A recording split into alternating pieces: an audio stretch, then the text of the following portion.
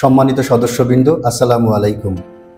আমি আপনাদের প্রিয় শামীমুল ইসলাম, ফেলো মেম্বার অব দ্য ইনস্টিটিউট, ইরোটেক্স গ্রুপের গ্রুপ সিএফও হিসেবে কর্মরত রয়েছি। ডিবিসি 2024-এর ইলেকশনে আমি একজন প্রার্থী আপনাদের প্রিয় ভিশন অ্যাকশন টিমের পক্ষে।